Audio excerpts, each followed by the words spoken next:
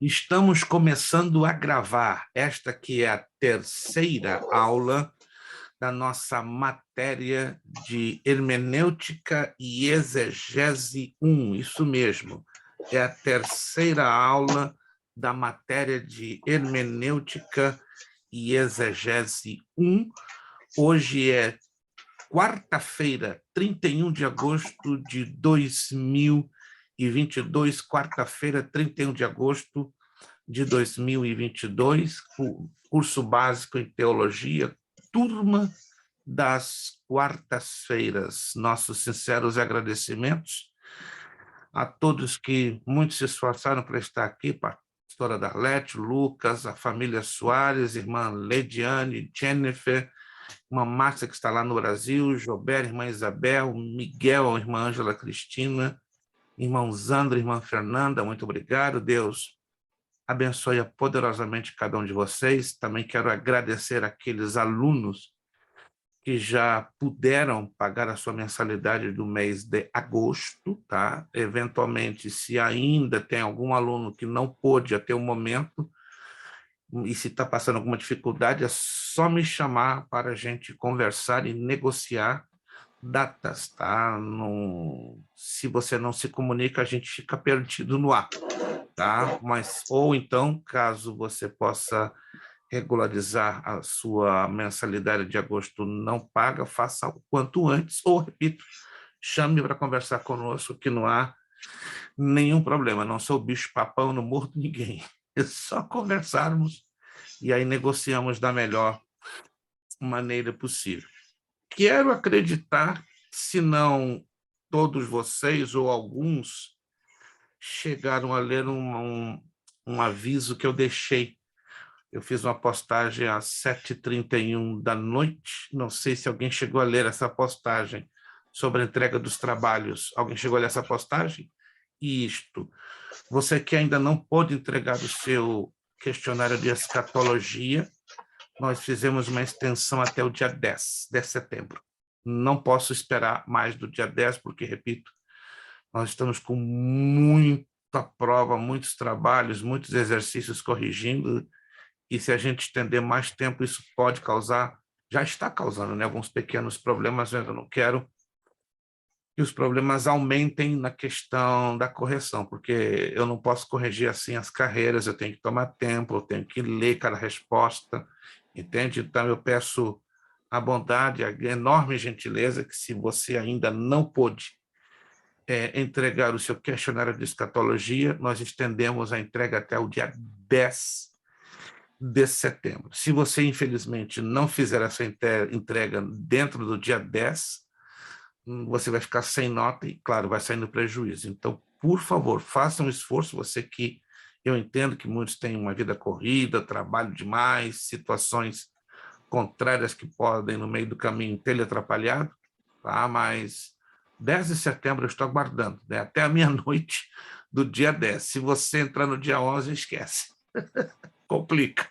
Então, nos ajude. Sei que vocês se esforçam demais, demais da conta, mas ajude-me também, porque eu estou com muito trabalho para corrigir muitas provas e muitas notas para serem atualizadas. Página 6, página de número 6, por favor. Vou dar você um tempinho para abrir a sua apostila na página de número 6, página de número 6, por favor, página de número 6.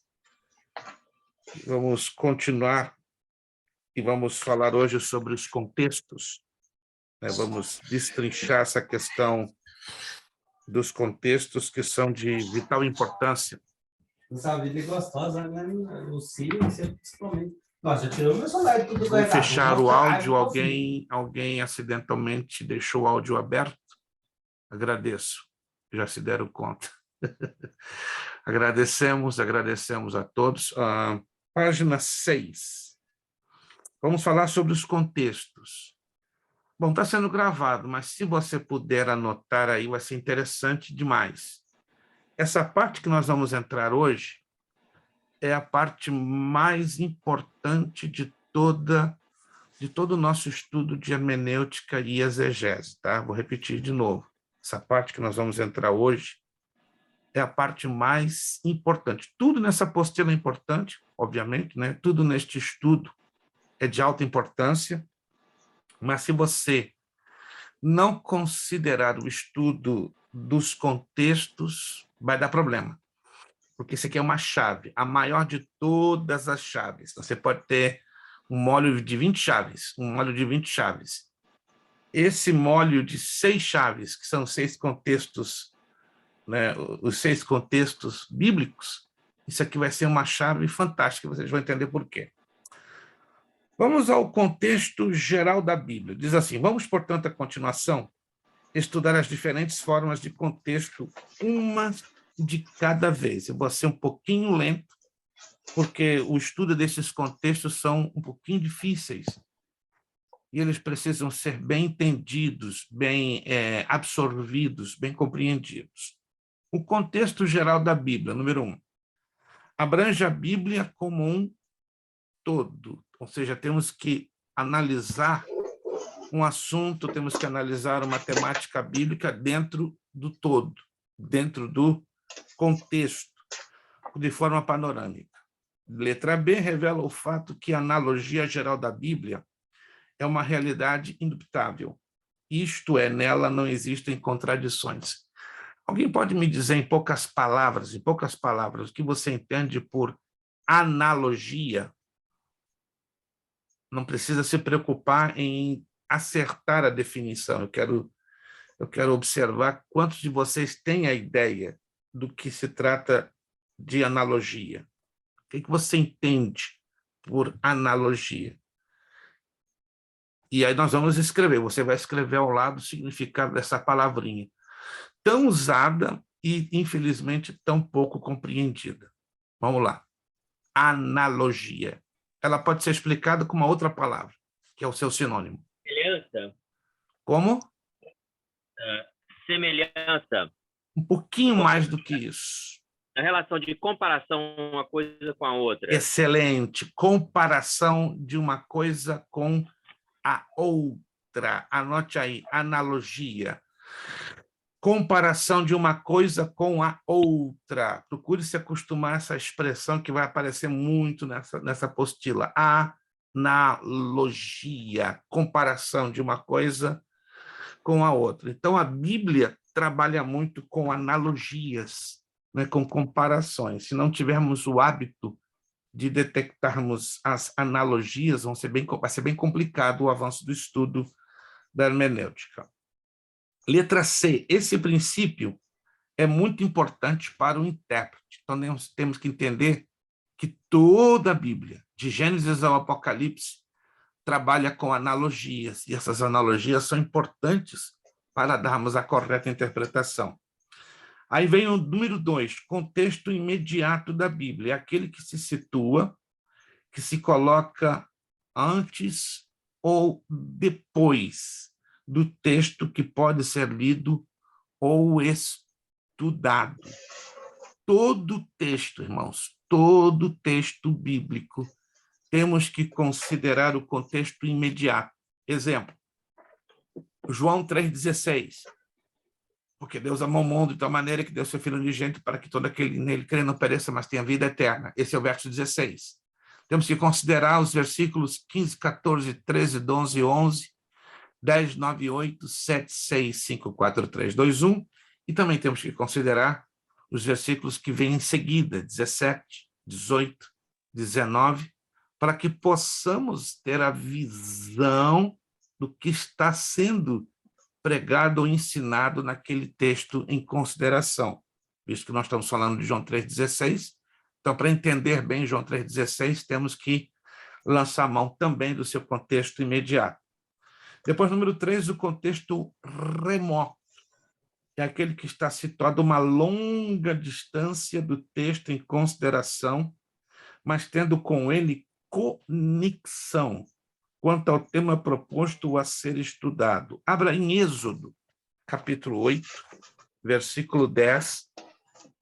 Vou pedir redobrada a atenção de vocês, por favor.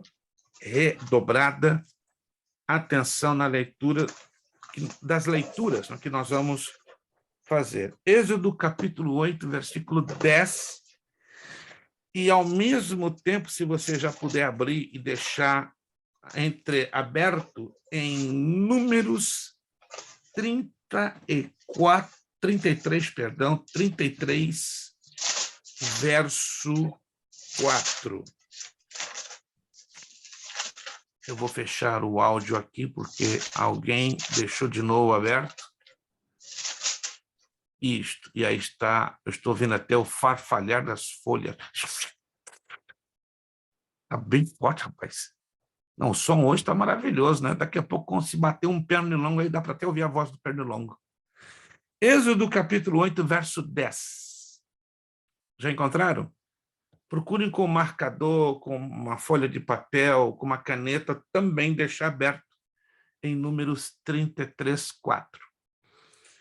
Êxodo 8, 10 diz, e ele disse, amanhã, e Moisés disse, seja conforme a tua palavra, para que saibas que ninguém há como o Senhor, nosso Deus. Isso é Êxodo capítulo 8, verso 10. Agora, em Números 33, 4. E enterrando os egípcios que o Senhor tinha ferido entre eles, a todo primogênito, e havendo o Senhor executado seus juízos nos seus deuses. Ok? Há conexão entre esses dois textos e se há. O que une Êxodo 8:10 e Números 33, 4. Se você ainda tem dúvida, pode reler, mantenha os dois textos abertos, leia, e qualquer um de vocês pode me dizer se existe conexão e exatamente o que faz a conexão com esses dois versículos entre si. Aí você pode abrir o áudio e nos responder. As Como? 10 pragas. Com relação às 10 pragas.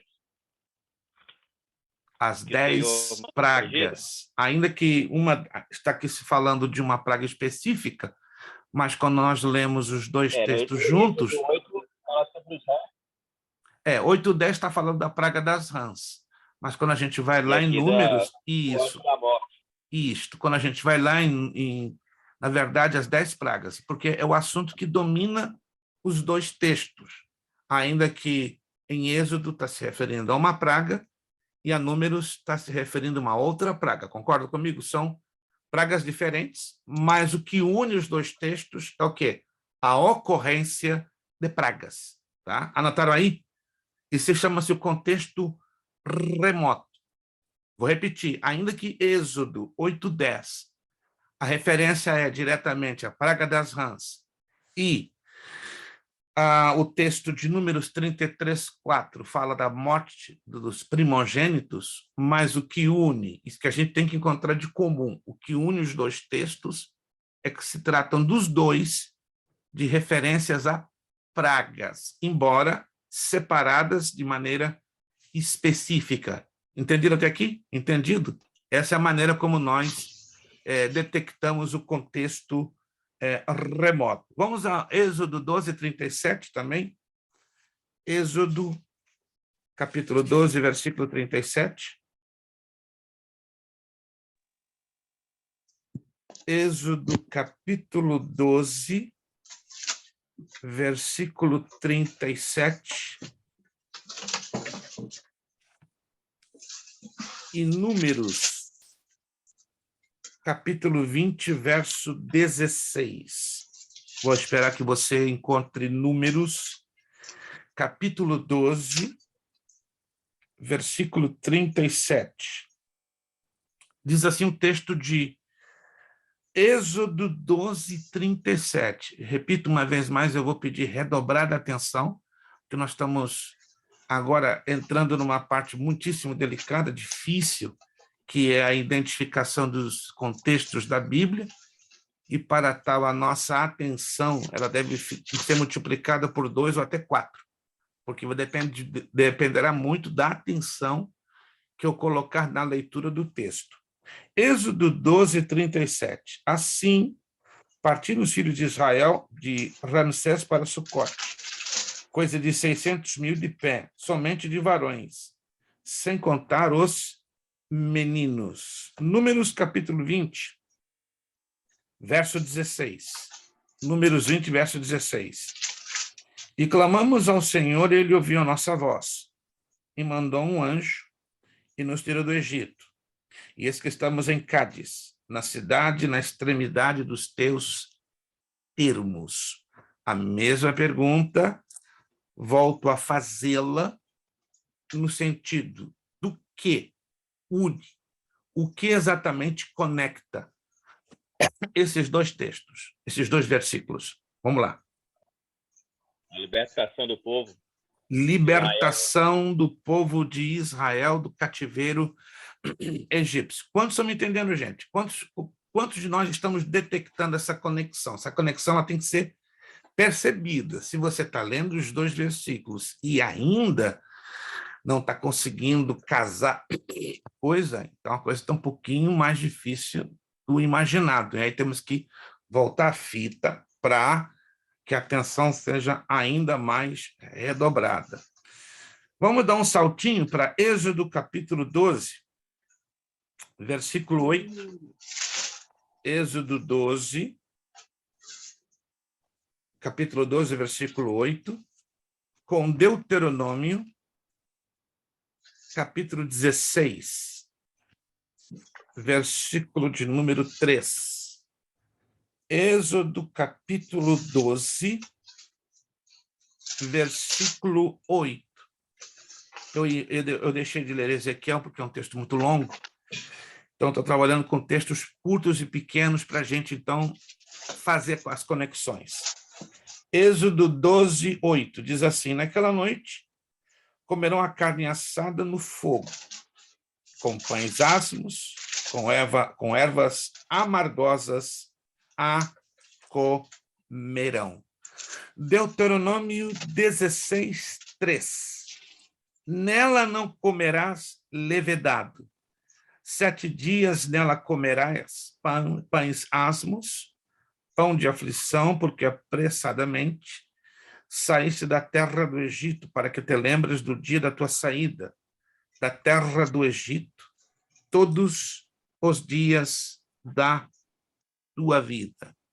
O que exatamente une, conecta os textos de Êxodo 12, 8 e Deuteronômio 16, 3? Vamos lá.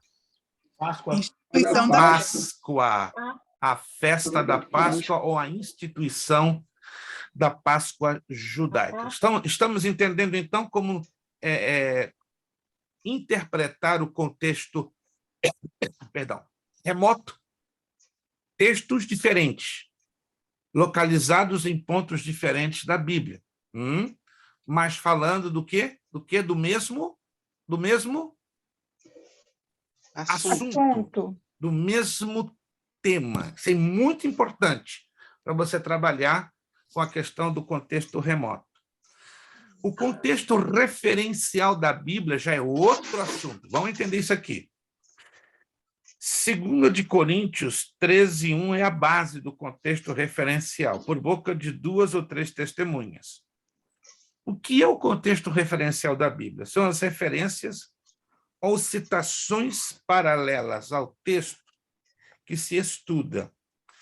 Importante ressaltar que é uma forma de contexto remoto. Bastante cuidado aqui, por favor. Se quiser colocar um highlight, existem enormes semelhanças entre o contexto remoto. Alguém está com o áudio aberto? Peço, por favor, que o feche, senão eu vou fechar aqui do meu lado, porque o ruído está um pouquinho incômodo. Tá? Se você está com o seu áudio aberto, tente fechá-lo, senão eu fecho aqui do meu lado, porque está causando um pouquinho de distração, não apenas nos alunos, mas também em mim. Parece alguém que está assim se movendo. Ok, eu vou fechar aqui do meu lado. Alguma coisa deve estar fora do controle. Vou fechar aqui do meu lado. Maravilha. E repito, quando alguém for participar, é só abrir e fechar, né? Não perca muito tempo em fechar o áudio. Então, vamos lá. O contexto referencial ele é muito parecido, demais, com o contexto remoto. Tá? Ele é uma extensão, na verdade, do contexto remoto. Vamos, então, o conteúdo, o que, na verdade, é o contexto referencial. A Bíblia é interpretada com a própria Bíblia, e isto é realizado por meio do contexto referencial. Toda a doutrina, ou seja, todo o ensino, deve ser confirmada, aprovada e apoiada por referências apropriadas. Em geral, a má interpretação da Bíblia e os erros doutrinários ocorrem pela utilização de textos isolados. Olha isso aqui na letra F. As referências bíblicas, o contexto referencial, são de dois tipos, os quais, se o estudante não souber discerni-los no momento da escolha, cometerá graves distorções e violências contra a revelação bíblica, prejudicará seus alunos e ficará desacreditado por aqueles que, na verdade, conhecem o assunto. Olha que interessante. Referências verbais são as referências nas quais ocorrem a mesma palavra. Eu tenho certeza que você já leu textos bíblicos aonde uma mesma palavra, no mesmo texto, no mesmo versículo, ela é mencionada 2, 3, 4, 5, até 6 vezes. Porém, o significado é completamente diferente. Está aqui uns exemplos bem claros. Jerusalém, em Mateus 2:1 e Apocalipse 21:10. Tá? Aqui são em textos separados. Mas seja no texto de Mateus 2:1, seja no texto de Apocalipse 21:10, aparece o quê? A ocorrência da palavra Jerusalém. Concordam? Concordam? Só que as palavras são as mesmas, de fato, mas são distintas e diferentes. Então, o que te diferencia a Jerusalém mencionada em Mateus 2:1 e a Jerusalém mencionada em Apocalipse 21:10? Vamos lá, se alguém já leu, o que diferencia? As palavras são as mesmas, mas tem uma diferença. Na Jerusalém mencionada em Mateus e na mencionada em Apocalipse. A Jerusalém terrena e a Jerusalém celestial? Isto, anote aí. Em Mateus 2:1 está se referindo a quê? A Jerusalém terrestre, terrena. Mateus 2:1 está se referindo a Jerusalém terrestre, a terrena. A Jerusalém da terra, melhor dizendo, desculpe, da terra. Mateus 2:1. Já Apocalipse 21:10, a do céu, celestial. Aí você vai me perguntar como é que eu sei? Pelo contexto. Se eu leio o contexto, ou seja, o pano de fundo, o cenário onde se encontra, eu vou facilmente detectar. Mateus 2:1 fala daqui, da terra, Jerusalém terrestre. Apocalipse 21:10 fala da Jerusalém lá de cima, do céu celestial. Esdras 8:16. Eu até peço que você abra esse texto, porque ele muda um pouquinho de acordo com a tradução da Bíblia usada. Esdras capítulo 8, versículo 16. Dependendo da tradução que você usar, você vai encontrar algumas situaçõezinhas estranhas. Mas, em geral, essa ocorrência aparece. Esdras capítulo 8, verso 16. Enviei, pois, Eliezer, Ariel, Semaías, Elnatã, Jaribe, Elnatã, Natã, Zacarias e Mesulão, os chefes, como também a Joiriabe e Elnatã, que eram sábios. Muita atenção, por favor. De repente, a sua tradução ela está um pouquinho diferente, mas o correto, o suposto, é aparecer neste versículo 3 vezes o mesmo nome. E qual seria esse nome? E qual seria esse nome que tem que aparecer 3 vezes? Elnatã. Elnatã. Natan. Anote aí, Elnatã. São 3 pessoas completamente diferentes. Não é a repetição de dizer, um exemplo, Lucas, Lucas, Lucas, ou Jobé, Jobé, Jobé. Não, não, não. Não é uma imprecação, não se trata de uma chamada. Se trata de uma narrativa que especificam 3 pessoas diferentes, com o mesmo nome, como hoje, na nossa realidade de língua portuguesa, José, José, José, ou João, João, João, ou Miguel, Miguel, Miguel, está ali o Miguel, obrigado, Miguel, apareceu. O Miguel sempre dá luz. Muito feliz de voltar a rever o irmão Miguel, esteve aí batalhando bastante, mas está vencendo no poderoso nome de Jesus. O mais importante, né? Está lutando, mas está vencendo, por isso que o pai do irmão Miguel foi muito feliz, né? Miguel dá luz, e ele dá a luz mesmo. No bom sentido, claro, não é que ele vai dar a luz a uma criança, ele dá a luz. Vocês entenderam, irmãos, que aí se tratam de 3 pessoas totalmente diferentes. É o mesmo nome, mencionado num só versículo, porém mencionando 3 pessoas diferentes. Está anotado aí? Isso aí é interessante e causa, obviamente, confusão. Eu quero acreditar que alguns de vocês, em algum dia, quem de vocês já passou os olhos por esse texto? Alguém alguma vez ou nunca? Foi a primeira vez? Tá ali, irmão. Se um irmão olha e dizer que é a primeira vez, eu fico triste. O senhor deu para a gente uma vez sobre esse versículo, para a gente procurar esse nome. Olha a memória da irmã no Núbia. início. Olha a memória da irmã Núbia. Minha irmã Núbia tem que passar aqui em casa mais, como a irmã Maria Luísa falou hoje. Irmã Núbia tem que passar mais aqui em casa para trazer inspiração, tá? Irmã Núbia, né? Com a memória que puxou do seu esposo. Irmã Núbia não tem só essa memória por ela ser, claro, não estou menosprezando, né? Mas a memória dela ela fica potencializada por causa do irmão Wallington. Ou vocês pensam que o irmão Wallington não nega fogo? Um puxando o outro, né? Então, Manúbia lembrou com todos os detalhes. Mateus, Mateus, louvados, entenda, é muito trabalho, é muita correria, mas que bom que Mateus chegou na correria, mas chegou, graças, já estava triste, preocupado, falei, será que Mateus está de novo agarrado lá no trabalho? Mas é assim mesmo, graças a Deus. Entenderam, então, gente, a questão do Elnatã? Vamos para um outro texto também interessante, virando a página. José. Eu acabei de falar sobre a questão de José. Em Lucas 3, 23, 24, 30, acontece em 3 versículos diferentes. Aparece o mesmo nome, José, só que aplicado a 3 diferentes pessoas, tá? 3 diferentes pessoas.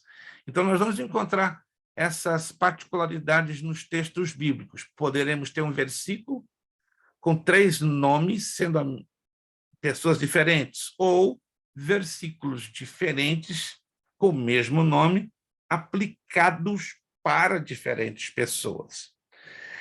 Agora, aqui começa a confundir um pouquinho. A palavra fé.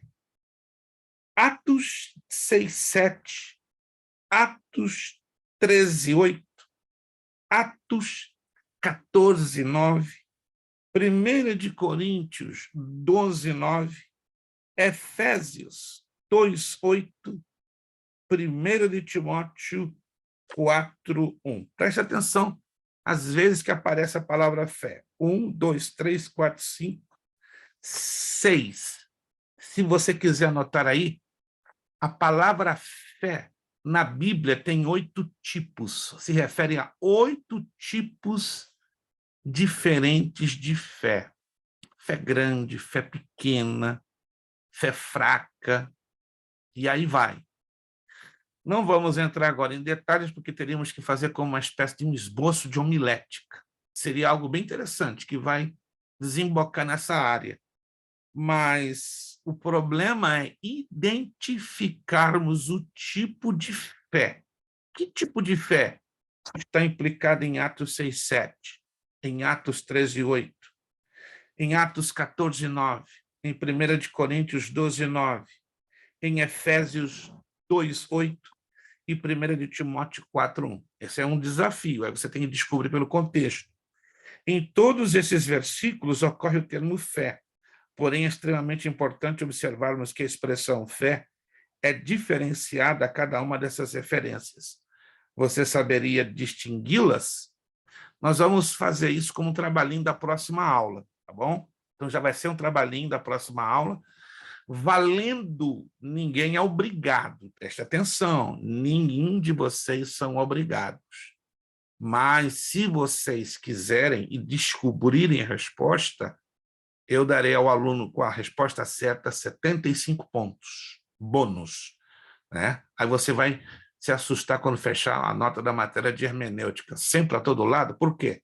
Porque faz parte do bônus, tá? Então, você tem que descobrir que tipo de fé está em Atos 6:7, que tipo de fé está em Atos 13:8, que tipo de fé está em Atos 14:9, que tipo de fé está em 1 de Coríntios 12:9 e que tipo de fé está em Efésios 2:8 e 1 de Timóteo 4:1. Se você acertar, é óbvio, é claro, que eu terei o prazer, se forem todos vocês acertando, eu daria os 75 pontos sem nenhum problema. Então, é válido você pesquisar em livros, é válido você pesquisar na internet, sem nenhum problema, tá bom? Na próxima aula, o aluno que fizer vai levantar a mão e já vai me falar os nomes, vai cantar, né? Pastor, Atos 6:7, um exemplo, é fé forte. Atos 13:8 é fé fraca. Atos 14:9 é a fé pequena, e assim por diante. Mas você não é obrigado.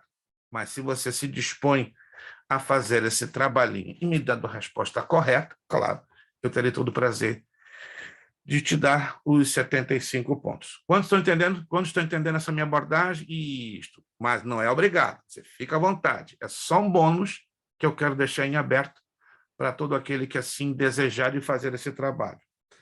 A mesma coisa vai acontecer ali, ó, na palavra lei, no capítulo 7 da carta de Paulo aos Romanos.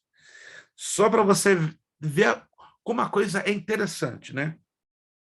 Versículos 1, 12, 21 e 23. Nesses versículos, aí eu sugiro que você leia com calma na sua casa. Alguns textos a gente não tem como ficar lendo aqui em sala de aula, que toma assim, um tema enorme. A gente vai estar lendo os mais evidentes, os mais importantes. Mas se você ler Romanos 7, 1, aparece a lei, a palavra lei. Mas qual o significado? A lei civil. Como é que eu sei disso? Pelo contexto. Versículo 12, aparece de novo, a palavra lei. Que tipo de lei é? A lei mosaica. Versículo 21, aparece de novo a palavra lei. Mas como é que eu sei que tipo de lei é?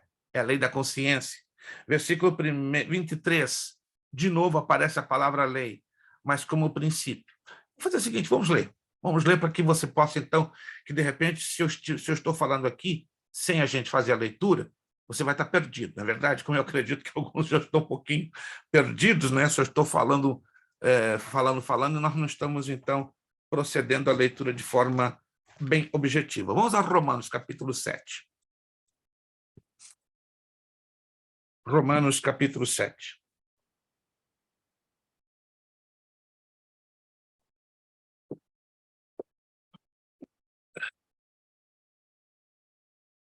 Olá, ok. Versículo 1. Não vós sabeis, irmãos, pois que fala aos que sabem a lei, que a lei tem domínio sobre o homem por todo o tempo que vive? Vou repetir esse texto de Romanos 7:1. Não sabeis vós, irmãos, pois que fala aos que sabem a lei, que a lei tem domínio sobre o homem por todo o tempo que vive?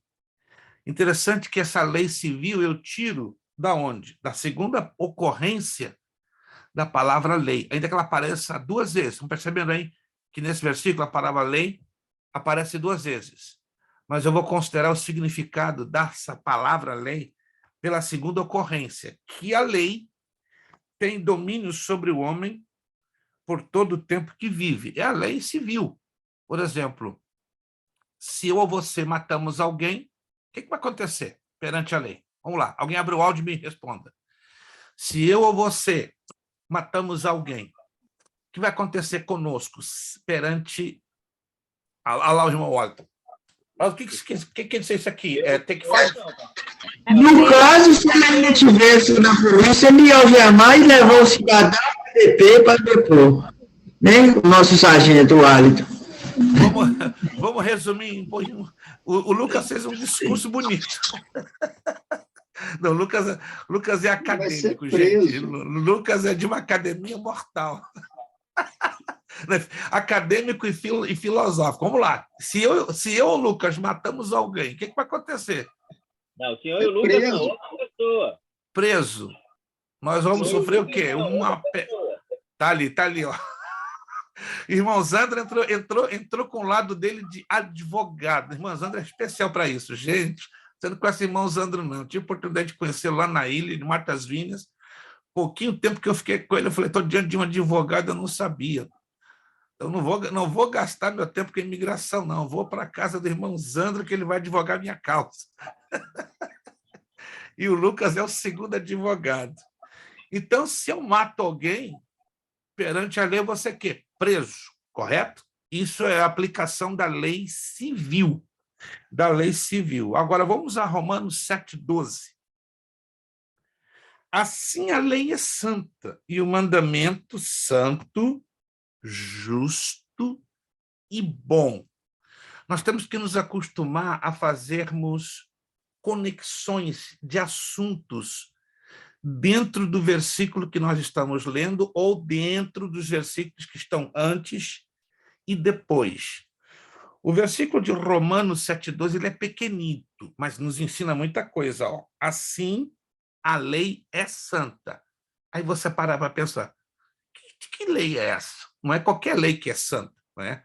A lei civil, por exemplo, não é santa, não faz sentido dizer que a lei estipulada pelos homens ela é santa.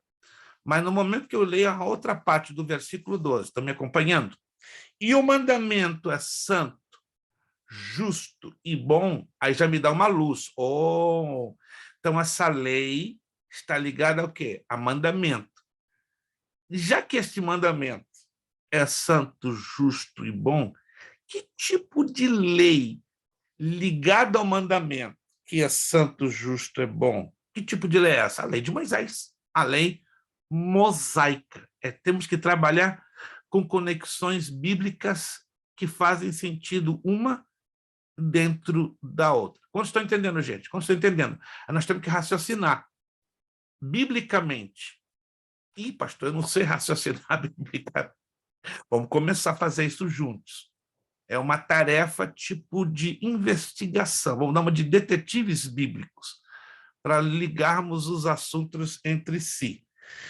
Romanos 7,21. Romanos 7,21. Diz assim: acho, então, que esta lei em mim, que quando quero fazer o bem, o mal está comigo. Aí você, quando lê esse versículo 21, olha o que diz aqui, vou repetir de novo. Acho, então, estão me acompanhando? Acho, então, esta lei em mim, que quando quero fazer o bem, o mal está comigo. Quando uma pessoa inicia uma frase com este verbo, eu acho, o que isso quer dizer? Quando você começa uma frase, eu acho. O que eu estou querendo expressar? O que eu estou querendo dizer? Não tenho certeza, não tenho certeza. Não tenho certeza. O que mais? Alguém pode opinar? Vem da minha mente. Eu penso. Sua opinião, eu acho. Opinião pessoal sua. Eu acho. Não pessoal. Eu penso. Uma opinião própria. O eu acho também, como disse a pastora Darlete, pode ser uma incerteza. Mas essa incerteza está ligada ao quê? A um ponto de vista pessoal, concordam? Porque o que a pastora Darlete acha, por ela ter um pouquinho de dúvida, já um exemplo, a irmã Jennifer já não tem dúvida. Já ela vai dizer, não é o que eu acho, é o que é. Ambas pensaram. Isto, ambas situações implicaram o quê? O exercício do pensamento. Em outras palavras, o exercício da consciência. Daí, então, aí entra a lei da consciência. Olha que interessante. Já estamos interpretando os textos. Vamos agora ao verso 23. Romanos 7, 23. Mas vejo nos meus membros outra lei. Olha como Paulo é fantástico. Ele faz questão para ajudar a mim e a você, para dizer que não é a mesma lei. Ele fala outra. Faz um highlight nessa palavrinha, outra. Ele está deixando bem claro. Outra lei que batalha contra a lei do meu entendimento e me prende debaixo da lei do pecado que está nos meus membros. Meu Deus! Só nesse verso 23 eu tenho 3 tipos de lei. Uau! E agora? Como é que vamos resolver esse assunto? Vamos lá. Mas vejo nos meus membros outra lei. Outra lei. Então, Paulo está chamando a atenção minha e sua desta outra lei. Que outra lei é esta? As 2 palavrinhas leis que aparecem aqui vão nos ajudar a entender, a descobrir que lei é, que outra lei é esta. Aí ele fala da lei do meu entendimento, que ele está repetindo exatamente o que ele mencionou no verso 21. Lei do meu entendimento, lei da consciência. Então, ele está repetindo de novo a questão da lei do entendimento. E depois, e me prende debaixo da lei do pecado. Aí está falando da lei do pecado, a lei como um princípio espiritual. E para nos ajudar a chegar a essa outra lei. O que é essa outra lei? A lei como um princípio. Parece um negócio confuso, mas não é. Desde que Paulo diz outra lei. Mas para explicar esta outra lei, ele menciona, de novo, a lei da consciência, não é? Ou a lei do entendimento, que ele menciona no versículo 21, e a lei do pecado. Mas que coisa curiosa, para explicar essa outra lei, ele teve que fazer menção de 2 outras leis. Quantos conseguiram entender isso aqui? Isso aqui é interessante. Parece um quebra-cabeças, mas você tem que ler o contexto para dar a interpretação correta. Vamos lá. Sabedoria. Outra coisa que eu tenho consciência e tenho certeza que você já deve ter lido dezenas de vezes na Escritura Sagrada, mas agora você aí vai fazer um sublinhado, um highlight, e você vai... Uau, que coisa tremenda! Sabedoria. Esse termo em Provérbios refere-se quase sempre à sabedoria divina. Anote aí. Você está lendo lá o livro de Provérbios, tem 31 capítulos. 97% dos casos aonde aparece a palavra sabedoria refere-se à sabedoria do céu, a sabedoria divina. Já Eclesiastes, tudo que você lê em Eclesiastes, aparecendo a palavra sabedoria, ela se refere à sabedoria puramente humana. Então eu posso fazer um contraste, ou seja, um jogo de contrários entre Provérbios e Eclesiastes com respeito à sabedoria? Sim, senhor. Já ouvi um pregador de uma maneira maravilhosa pegar todo o livro de Provérbios, olha como que isso aqui é difícil, e todo o livro de Eclesiastes e resumir. É muito complicado você pegar 31 capítulos de Provérbios e 12 de Eclesiastes, sugar e resumir, fazer uma mensagem. E esse pregador fica boquiaberto. Então ele fez a comparação entre a sabedoria divina e a sabedoria humana, porque ele pegou os 2 livros, entenderam? Resumiu e tirou o tema dos 2. Qual é o tema comum dos 2? Sabedoria. Só que Provérbios, sabedoria do céu, divina. E Eclesiastes, sabedoria humana, terrenal. Fantástico. Uma das melhores mensagens que eu já vi na minha vida. Inclusive, pastor, só um comentário. Provérbios, um livro que eu, sinceramente, você termina de ler ele, você fica até agoniado. Acho que Salomão escreveu ele triste pra caramba. Yeah? Não. É a sensação que dá, concordo com o Lucas. Quem pregou essa mensagem que eu acabei de falar agora? Pastor Hernandes Dias Lopes. Já ouviram falar do pastor Hernandes Dias Lopes? Está ali o Lucas. Ele é tremendo, né? Um presbiteriano pentecostal. Já viu um presbiteriano pentecostal? Pastor Hernandes Dias Lopes. Se não, uma treta com o Paulo Júnior. O Zandro. O irmão Zandro. Não é de todo pentecostal. Ele oscila. Interessante que ele está com os pentecostais, ele tem um comportamento pentecostal. Quando está com os presbiterianos, ele é bem presbiteriano. Mas é o mais equilibrado, se assim posso dizer. Não estou aqui tecendo nenhum tipo de crítica, só de uma observação. Ele é o mais equilibrado dos pastores presbiterianos no meio pentecostal, né? Tanto que ele é muito bem aceito por um bom número de pentecostais, né? Ao contrário de outros presbiterianos tradicionais, que, claro, por uma questão de ideologia, de mentalidade, é difícil um presbiteriano nominal ou tradicional ser aceito por um pentecostal ou por grupo de pentecostais. Vamos lá. Porta. Agora a palavra porta.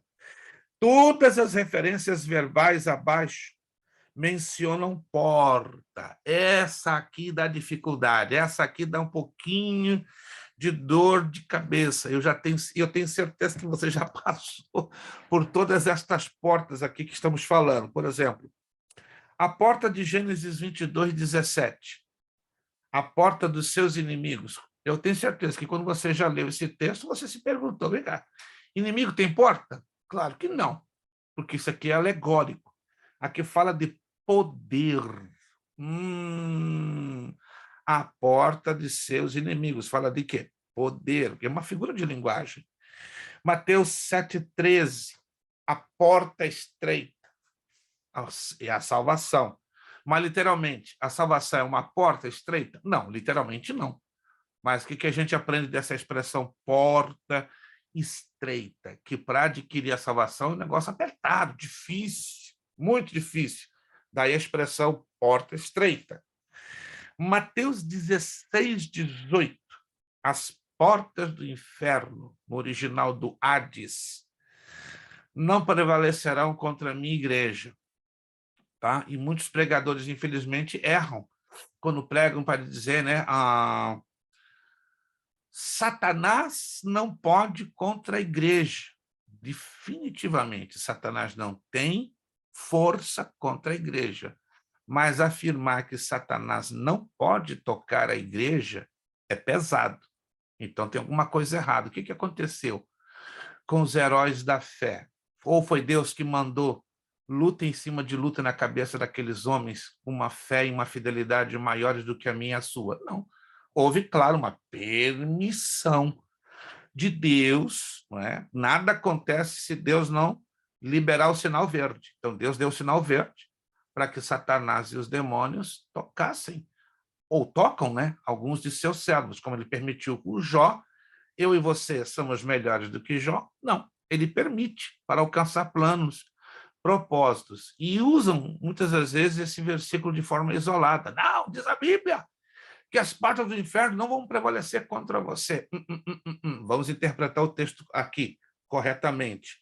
As portas do inferno fala do poder do mal. Então, o poder do mal não vai vencer a igreja. O poder do mal não pode vencer a igreja, mas não impede que a igreja seja tocada pelo mal. E outra, não é você e eu, nós somos membros de um corpo, a negada confunde isso aí também. A igreja, no contexto, todos os apóstolos morreu gente, mas a igreja continuou. Aí a igreja continuou. Morreu gente importante, nós não pode sofrer, gente pode morrer, mas a igreja vai continuar. A igreja não é um indivíduo, não. Exato. Não, excelente abordagem do Lucas. Vocês entenderam?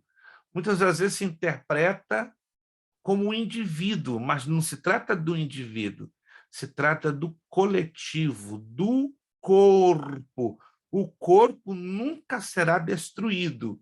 Os membros, sim, serão afetados na permissão de Deus, mas afirmar que a igreja, como corpo, vai ser destruída também é uma heresia.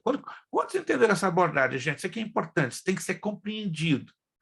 O mal nos toca, sim, por permissão de Deus. Permissão de Deus. Isso não quer dizer que se o mal tocou a mim, ou tocou a irmã Jennifer, ou a qualquer um de nós, acabou a igreja. Não, a igreja continua.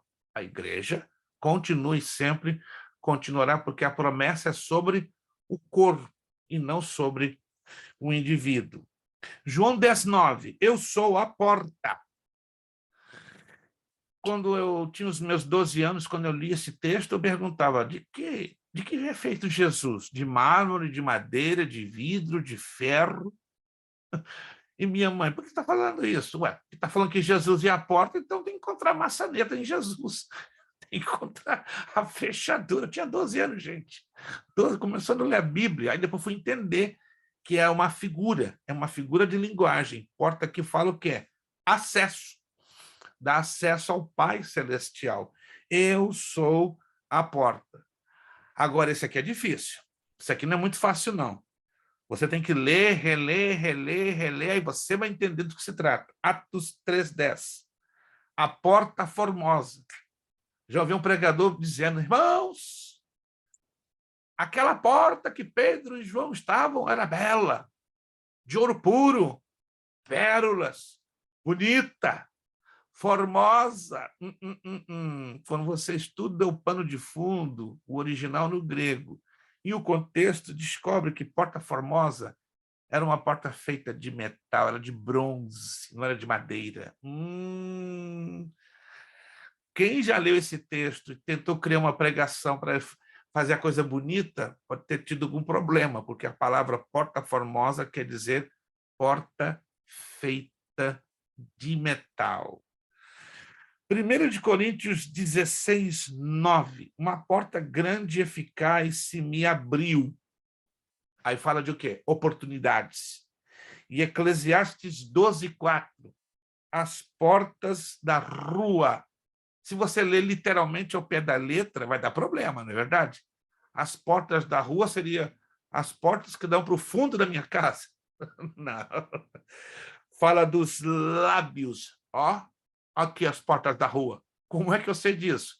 Vamos lá no Salmo 141:3. Olha que interessante.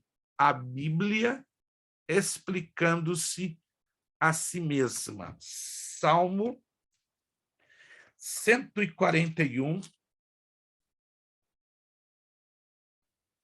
versículo 3. Antes que eu me esqueça, meus irmãos, no próximo mês de outubro, anote aí, será na segunda semana, eu vou sortear uma concordância bíblica. Quem de vocês não tem uma concordância bíblica? Irmã Márcia, Jobé, pastora Darlé, muita gente sem concordar. Que é isso? Vocês não estão de acordo comigo, não. Acho que eu vou fazer melhor, eu vou sortear duas, mas duas boas concordâncias bíblicas. Eu vou apresentar aqui, vou marcar a data com vocês. Se a irmã Daniele ganhar, vai ser benção, irmão Mateus também, sabe por quê? Tem que mandar para o Brasil aí, meu irmão, já era. Vai demorar um pouquinho, mas vou mandar, gente. Não vou dar uma de Chapolin Colorado e não cumprir com a minha palavra. Se essas duas... Gente, então vamos orar para que não saia, irmão Mateus, nem mandar. Que eu vou ter que mandar lá para o Brasil, né? Brincadeira à parte, gente. Se os dois, por alguma razão, né, forem predestinados lá no Brasil a serem sorteados dessas duas, não tem outro remédio, vou ter que mandar lá para o Paraná, e lá vou eu de novo para Poços de Caldas, né? Estou com um mistério em Poços de Caldas, irmãos. Depois eu vou falar com vocês com Jesus da glória. Tá bom? Anote aí, segunda semana de outubro eu vou sortear duas boas, vão ser as mesmas, os mesmos volumes, duas concordâncias bíblicas. Você precisa ter uma concordância bíblica de qualidade. Então, eu vou sortear, né? Se for qualquer outro, que não foi o Matheus ou a irmã Daniela lá no Brasil, eu vou ficar feliz, né? A pastora Darlete, se ela abocanhar esse prêmio, ela vai ficar feliz da vida, vai ficar grudadinha, tchuguedinha, né, com essa concordância. Se for a irmã Leidiane, então, nem se fala. A irmã Leidiane vai colocar 13 cadeados para não deixar o irmão Rodney pecar. Se for Miguel, vai ter luz toda hora, né? Com aquela concordância na mão do Miguel. Então, segura aí, né? Mês de outubro, segunda semana, eu vou sortear 2 boas concordâncias bíblicas, né? E eu vou colocar aqui na tela para você conhecê-lo, já por água na boca, e já para você começar a orar, Senhor, que seja eu, e o sorteio eu vou fazer aqui ao vivo, tá? Vou fazer, não vai ter nenhuma maracutaia, não, vou dar os nomes, vou mostrar os nomes, vou colocar num bolzinho, vou sacudir os papelitos, né? E vou mostrar a vocês quem vão ganhar, né? Os contemplados dessas 2 concordâncias, tá? Isso aqui é importante porque vai ajudar vocês nas demais matérias lá na frente. Vamos lá, então. Salmo 141, verso 3. Põe-me, Senhor, uma guarda à minha boca, guarda a porta dos meus lábios. Então, estamos aprendendo que a própria Bíblia se interpreta a Bíblia, certo? Aí vem a palavra mundo. 1 de Crônicas 16:30, o mundo aí fala do mundo cósmico, né? Os planetas, as estrelas, as galáxias. João 3,16 fala do mundo social. 1 de João 2,15 e 5,4 fala mundo no sentido espiritual e moral. Igreja, olha só, quando a palavra igreja aparece, ela também causa alguma dificuldade na interpretação. Muita atenção aqui, por favor. Muita atenção. Você com certeza já leu, já deve ter lido vários textos na Bíblia onde aparece a palavra igreja. Quantos de vocês já tiveram essa experiência? Está lendo a Bíblia e aparece várias vezes. Nem sempre a ocorrência da palavra igreja é a mesma coisa. Ih, pastor, agora pegou. Aí que vai te ajudar a concordância. Concordância e dicionário bíblico. Igreja como referência verbal surge com diferentes sentidos ao longo do Novo Testamento. Só se preocupe com essa palavra no Novo Testamento, porque no Antigo ela não aparece. Quem de vocês sabiam que a palavra igreja não aparece no Antigo Testamento? E isso é importante, anota aí. A palavra igreja não aparece no Antigo Testamento. Ela não é lida entre Gênesis e Malaquias. Não existe. É o mistério revelado. Hein? É o mistério revelado. Olha, irmão Zandro, ó. Os jargões do irmão Zandro eu tenho que postar no Facebook com autorização. Baisandro Souza. Mistério.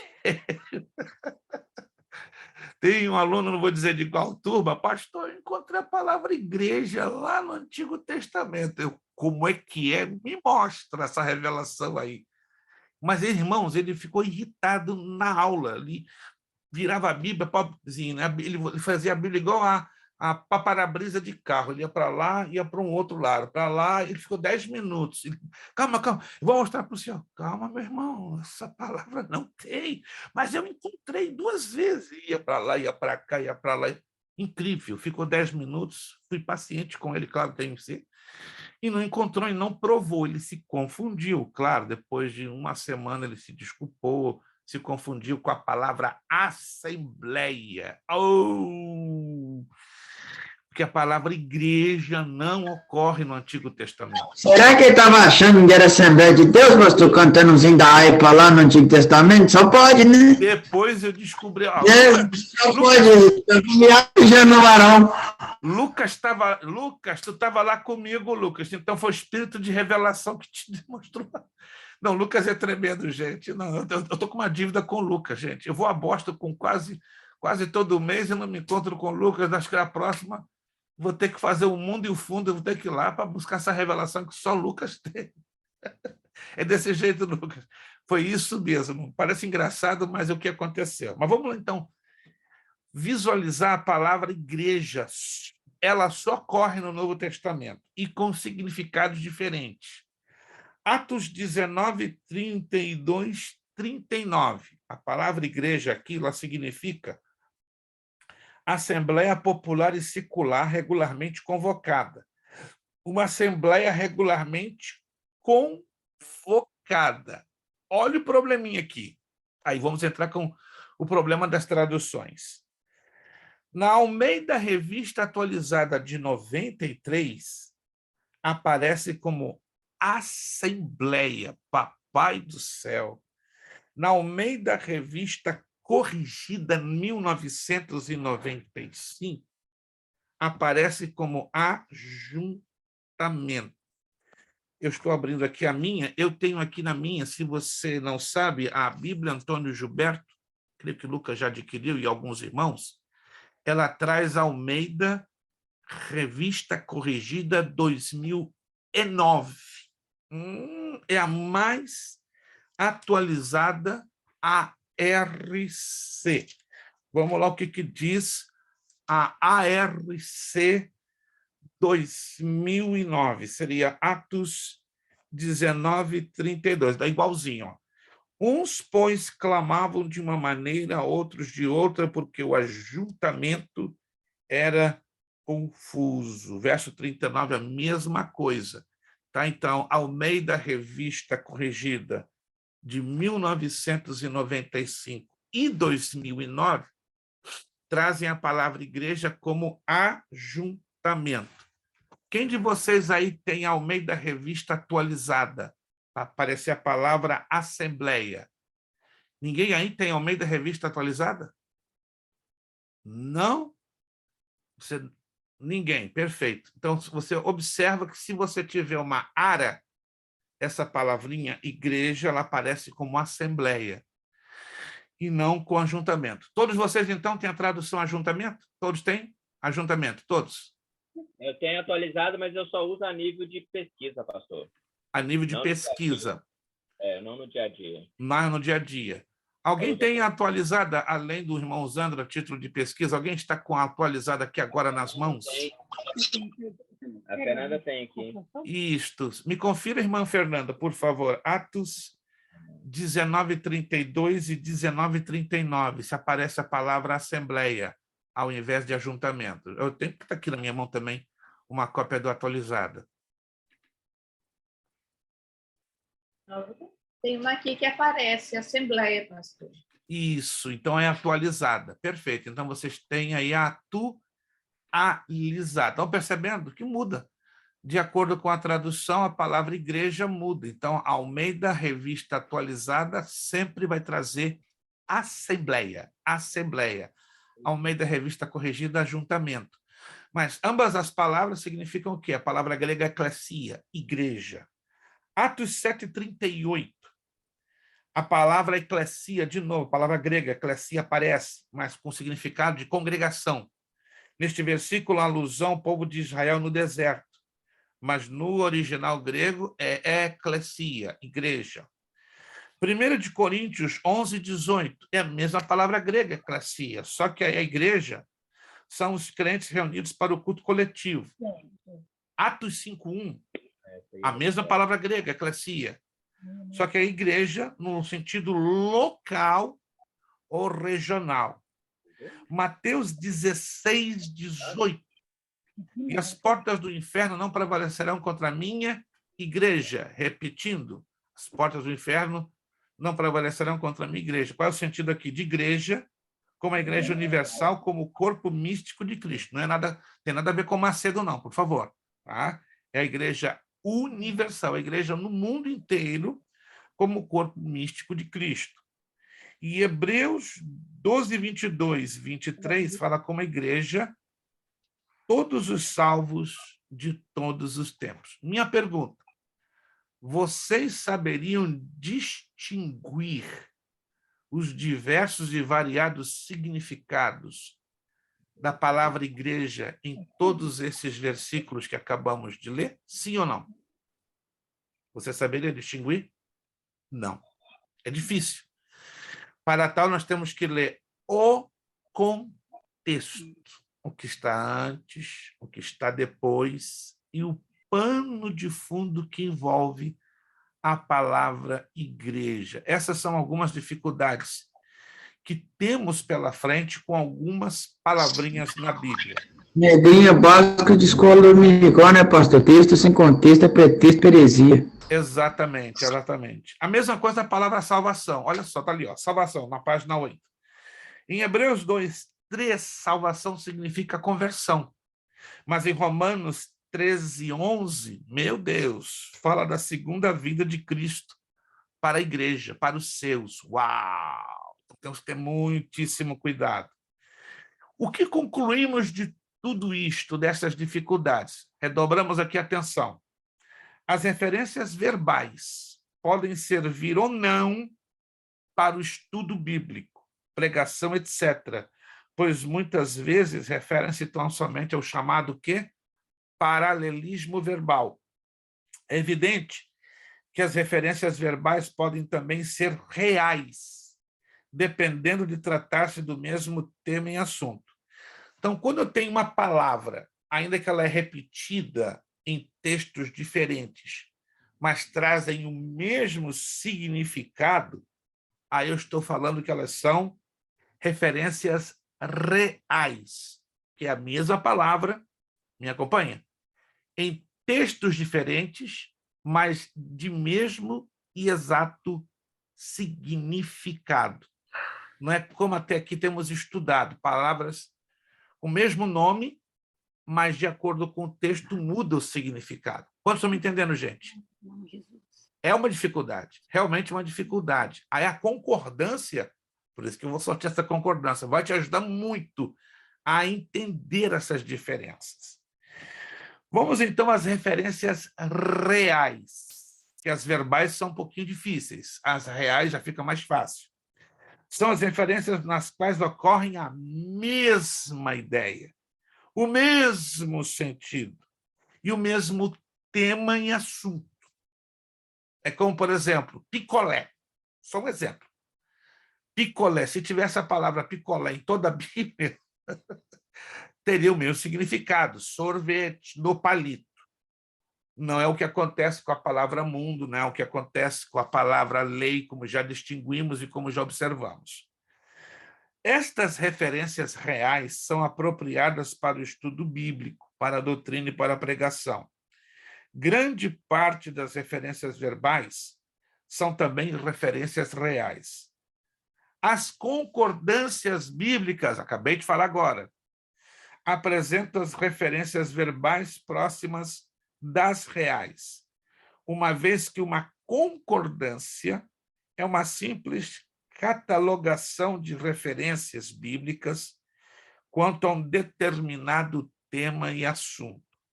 Você saberia distinguir as referências verbais das referências reais em uma concordância bíblica? É um pouquinho difícil, mas eu quero ensinar você. Na próxima aula, eu vou apresentar aqui alguns slides com páginas de concordâncias bíblicas, para nós entendermos melhor isso aqui. Exemplo de referências reais. O tema salvo. O salvo na Bíblia, ele aparece com vários nomes. Olha que interessante. Ele aparece como santo em Efésios 3:18, como uma nova criatura em 2 de Coríntios 5:17, como fiel em Salmo 31:23, como filho de Deus em João 12, como crente em João 20:27, como discípulo em Atos 9:1, como nascido de Deus em 1 de João 3:9, como justo em Ezequiel 18:26, como os remidos em Isaías 62:13. Olha que interessante. Ou seja, as referências reais são mais fáceis de nós identificarmos. Virando a página. De fato, todas as palavras são diferentes, mas o tema-assunto é o mesmo, pois todas as referências são reais, ou seja, abordam acerca de um só tema, o salvo. Aí vem a segunda vinda de Jesus à Terra. Algumas referências reais quanto a este tema são, mas são inúmeras. Aí destacamos Zacarias 14:4-5, Mateus 25:31, 2 de Tessalonicenses 2:8, Judas verso 14, Apocalipse 1:7, Apocalipse 19:1. 11 e assim por diante, tá? Tudo isso vai nos ajudar o que? Uma concordância bíblica. Contexto histórico da Bíblia. Este é o mais lindo, ainda que ele vai exigir o quê? Muita leitura, muita investigação. E talvez alguns de nós, né, não gostamos de investigar, mas é importante investigar para nós não estarmos falando de coisas sem conexão. Vou pedir, então, que vocês agora redobrem um pouquinho mais a sua atenção. São 9h37. Dentro de 10 minutinhos já vamos corrigir os exercícios, tá? Não vamos deixar passar muito tempo para não terminar também tarde. O contexto histórico da Bíblia. Atenção aqui. Esse é, de fato, o mais importante de todos os contextos dos 6. Lembra que nós falamos de 6 contextos? Quanto se lembra que lá no comecinho da aula falamos de 6 contextos? Alguém se lembra ou não? Vamos ver. Quem se lembra que nós falamos?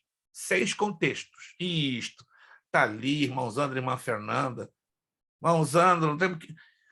tem que conversar com o irmão Zandro. Esse homem tem que ser meu secretário. Tem que ser meu secretário. Meu Deus. Ele é secretário de tanta gente, de tanto lugar.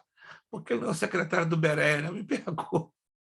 Ô, irmão Zandro e irmão Olha, então tem que contratar um de vocês dois, né? Como é que eu vou fazer isso? Eu não sei. Eu tenho que criar tempo para os dois, né? Não sei quem é mais ocupado aí, se é irmão Zandro ou irmão Olha. Desconfio que são os dois, né? Os dois estão dando as mãos de tão ocupados, né? Mas vamos lá. Seja o que Deus quiser, né? Mas tá lá, irmão Zandro deixou bem claro. Mas dos seis, procura não esquecer disso. O mais importante é o histórico. Por quê? Porque é o que ele pesa mais dentro do conteúdo de toda a Bíblia. Ele pesa muito, muito, muito. O remoto pesa muito, o contexto referencial pesa, o contexto geral pesa, o contexto literário pesa, mas o de maior peso em toda a Bíblia é definitivamente o contexto histórico. E é o contexto que a maioria de nós não gostamos de estudar, não gostamos de investigar. Ele exige leitura, ele exige investigação, ele exige confrontação com os fatos registrados. Vamos lá, letra A. Tem a ver com a época, com a cultura, com a ocasião e com o propósito original do texto que se estuda. Ageu 1:4, ele nos traz esse texto aqui, ó. É para vós tempo de habitardes nas vossas casas estucadas, e esta casa há de ficar deserta? É o que Deus pergunta à nação de Israel através de Ageu. Vale a pena, como primeiro exercício de hermenêutica, fazermos uma análise contextual histórica do texto, acima, e explicar o que e o porquê o Senhor pronunciou esta palavra através do profeta Ageu ao povo. Você está pronto? Olha que interessante.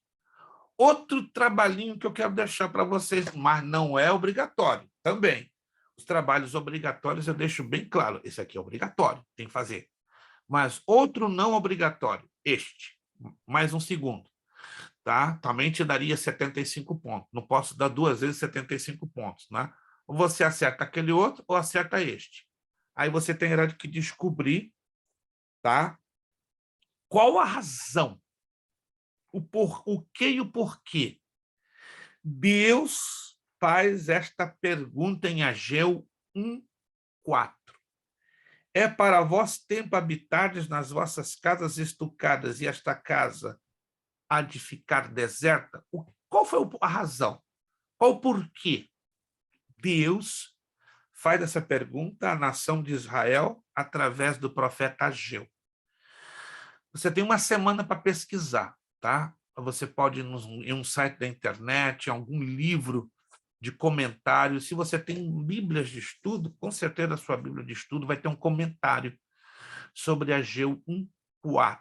Tá? Fica na liberdade. Se você quer fazer esse exercício para ter os teus 75 pontos, fique bem à vontade. Você já tem 2.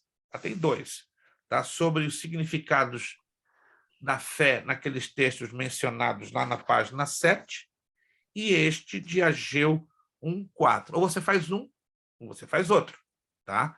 Agora, se você fizer os dois, eu não posso dar os 75 para os dois, seriam 150. Aí você já não faria a prova de hermenêutica, eu tenho que fazer a prova de hermenêutica. Eu sei que tem uns alunos que são mais vivos que peixe de olho aberto, mas vou fazer os dois. Para ganhar 150, eu fico isento. Eu sei, eu já conheço alguns de vocês aí, né? Sou esperto, eu sei disso, né? Não, pastor, eu vou somar 75, 75, fecho 150, não tem necessidade de fazer a prova. Se a gente for olhar para esse lado, lógico, faz sentido, né? Mas não seria justo para com os demais. Entenderam? Então, ficam então na liberdade. Ou você faz o trabalhinho em descobrir os significados da palavra fé naqueles textos que estão lá atrás, na página 7, ou descobrir o porquê Deus, tá, fala traz essa pergunta ao profeta Ageu, qual a razão desta pergunta que Deus faz à nação de Israel através do profeta Ageu, em Ageu, capítulo 1, versículo 4. Ok? Letra B. O que é estritamente cultural no Novo Testamento não tem aplicação a partir do século I, ao fechamento do cânon do Novo Testamento. Desde então, o que permanece no texto bíblico é a mensagem da palavra de Deus para os tempos. Vamos lá, rapidinho, recapitular isso aqui que é importante. A palavra canon, C-A-N-O-N. Se você que passou pela matéria de bibliologia vai se lembrar. Se você não passou ainda pela matéria de bibliologia, claro, natural, vai ter dificuldade de se lembrar. Você não é obrigado. Mas você que já passou pela matéria de bibliologia, ou você nunca passou, mas já leu alguma coisa, alguém pode me dizer o significado da palavra cânon? Não é a máquina fotográfica Canon, já adianto. Um aluno se arriscou a dizer, já sei, é a minha máquina, pastor. E ele estava com ela na mão e mostrou até que o Canon. Não, meu irmão, não é a máquina fotográfica. Tão inocente, com a vontade grande de ganhar ponto, né? Ele estava lá em cima da mesa dele. Coincidência não, pastor, estou com a minha vitória. Ele mostrou a máquina dele, bonita, né? Uma máquina de $4.000. Mas, meu irmão, valeu a intenção. Não é esse cano que eu estou querendo, não. Vamos lá, gente. Você que já passou pela matéria ou você já leu alguma coisa. Cânon. Pastor, cânon foi a reunião entre as pessoas da época, que eu esqueci o nome agora, que decidiram quais os livros entrariam na Bíblia que a gente conhece hoje. Ok. Só isso. Cânon são, tipo... Não tem algo mais? São os livros, né, que a igreja reconhece como sendo divinamente inspirado. Isso, exato. Jobé começou e o Mateus fechou. Cana, Dobradinha, cana Batman e Robin. Cana, né? Como? Cano significa cana, né? Vem da palavra cana. Isso. E qual o significado da palavra cana? Para medir e reto. Isso, medida em reto ou vara de medir. Anote aí, então, você que se esqueceu ou você que ainda não passou pela matéria de bibliologia, o significado da palavra cânon. Grupo dos livros sagrados autorizados e inspirados pelo Espírito Santo. Grupo dos livros sagrados autorizados e inspirados pelo Espírito Santo. Quantos foram estes livros autorizados e inspirados pelo Espírito Santo? Quantos? Quantidade? Diga-me, quem puder me dizer. 66. 66, 39 do Antigo, 27 do Novo. Então, qual foi o último livro canônico? Apocalipse. Apocalipse. Né? Esse foi o último livro canônico das Escrituras Sagradas, Apocalipse. Então, o ano 96 fechou o cânon.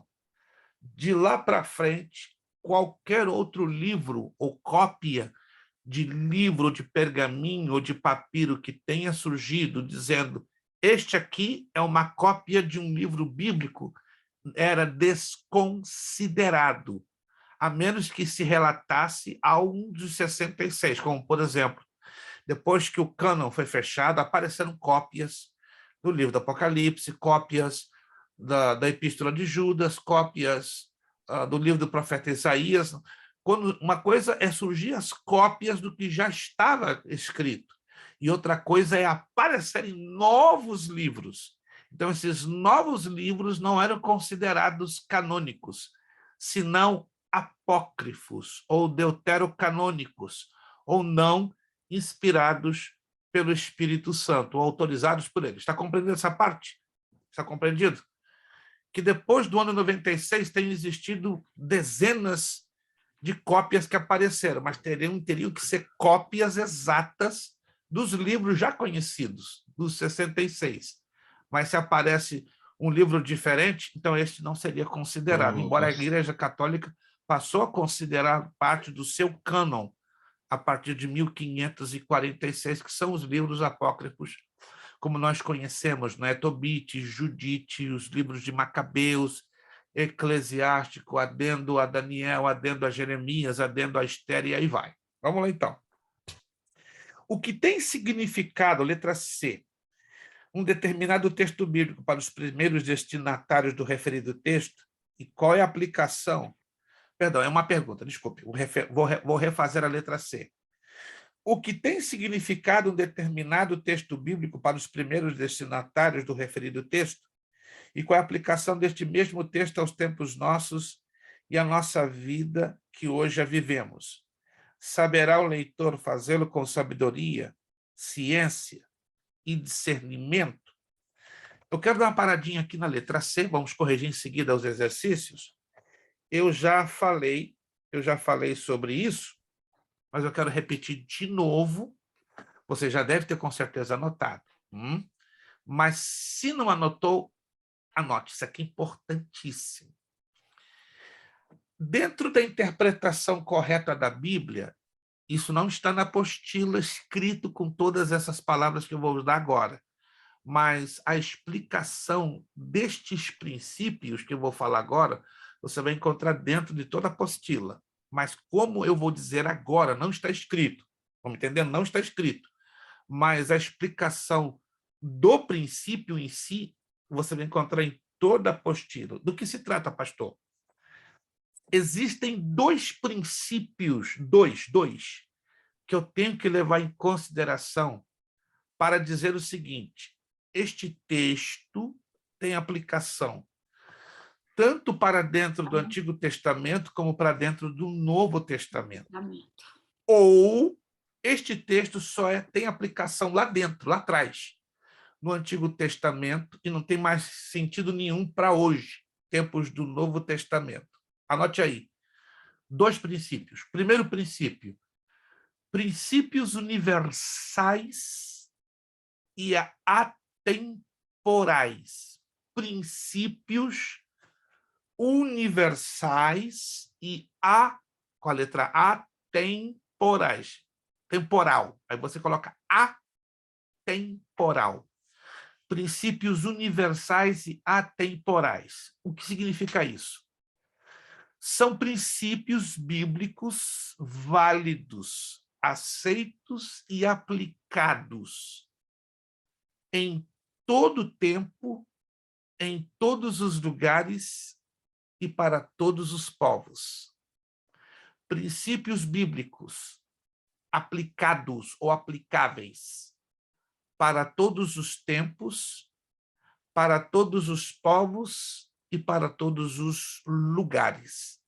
Esses são os princípios universais e atemporais. Esses princípios são vistos tanto no Antigo como no Novo Testamento. Então, todo princípio universal ou atemporal, ele é válido para os dois testamentos. Ele é válido para todos os povos e ele é válido para todos os lugares, raças e épocas. Entendido? Agora vem os princípios locais e temporais. Princípios locais e atemporais. E temporais, perdão, locais e temporais. São princípios aplicados unicamente ao Antigo Testamento e à nação de Israel, no seu devido tempo. São princípios bíblicos aplicados ao Antigo Testamento e unicamente à nação de Israel. Então, esses princípios não podem ser aplicados no Novo Testamento e a nós como igreja ou a qualquer outro povo. São princípios locais. Nesse princípio, só cortando o senhor aí, nesse princípio, entra a questão da guarda do sábado? Exatamente, exatamente. A guarda do sábado. Excelente, irmã Núbia. Irmã Núbia, por ter se deixar usada por Deus, eu lhe dou 50 pontinhos para a irmã Núbia. Irmão Wellington, não fica para trás, não, irmão Wellington. Eu sei que o irmão tem uma inspiração tremenda, mas faz alguma coisa. Fala, Jair, Mateus Jair. O sacrifício de animais também, né?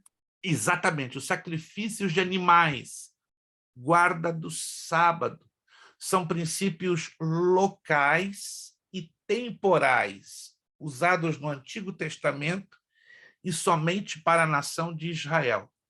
Aí você vai me fazer agora a pergunta de 10 milhões de dólares. Eu não tenho os 10 milhões, mas eu vou te fazer a pergunta.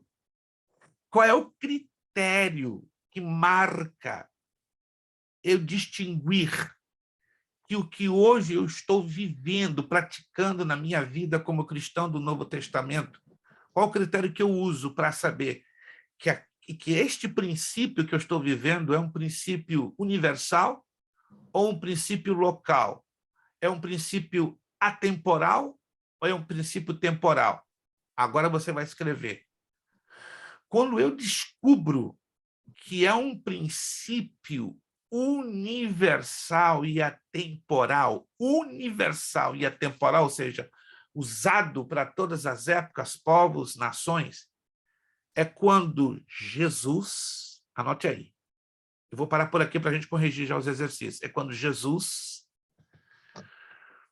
Paulo nas suas 13 epístolas, quando Jesus nos seus 4 evangelhos, vamos refazer a frase, é quando Jesus nos 4 evangelhos, vírgula, é quando Paulo nas suas 13 epístolas, vírgula, e é quando os apóstolos Pedro, Tiago, João e Judas repetem estes mesmos princípios. Então, vamos lá. Você está estudando um princípio lá do Antigo Testamento, como aqui já foi falado, a guarda do sábado, os sacrifícios. Se esses princípios fossem válidos hoje para nós, igreja, gentios, no século XX, Jesus teria que repeti-los dentro dos 4 evangelhos. Estão me acompanhando? Jesus, obrigatoriamente, teria que repeti-los nos 4 evangelhos. O apóstolo Paulo teria que repeti-los nas suas 13 cartas. E os apóstolos Pedro, Tiago, João e Judas teriam que repeti-los também.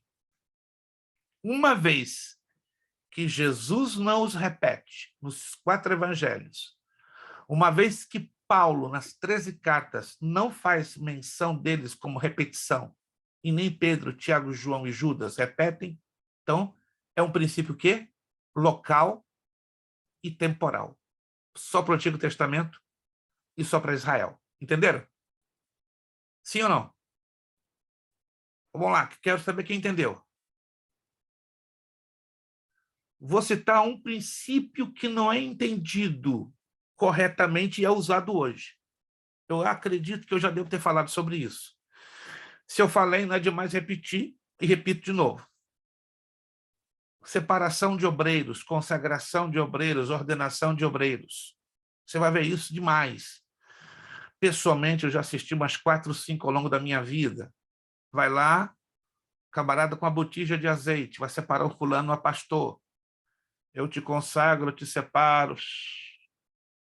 Derrama lá uma botija de azeite, dá aquele banhão de óleo na cabeça do pobrezinho, fica às vezes até afogado, tanto azeite na cabeça.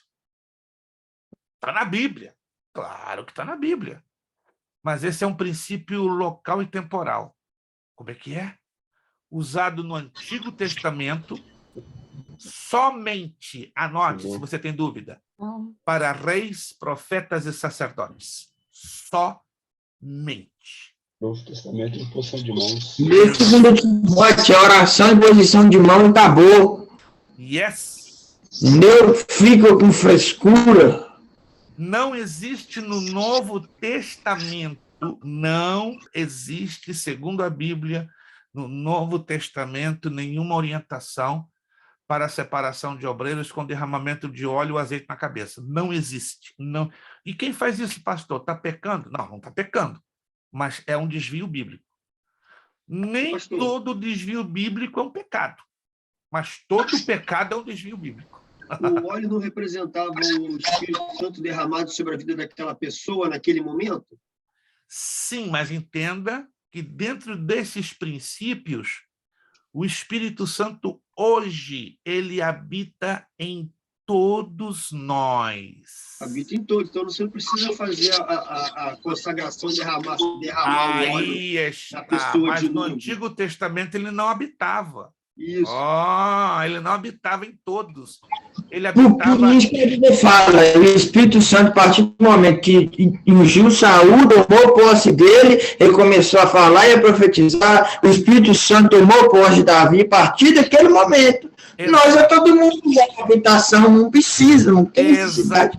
Mas o povo quer fazer frescura. Exato. Frescura e desconhecimento, as duas coisas. Colocar onde não dá. Aí abre espaço para encher de heresia. Eu sou contrário, pastor, que eu só falo, não é pecado. Mas quando começa a falar o que não está e a fazer o que não está, não é pecado, mas já abre espaço para trazer mais coisa que não está escrito.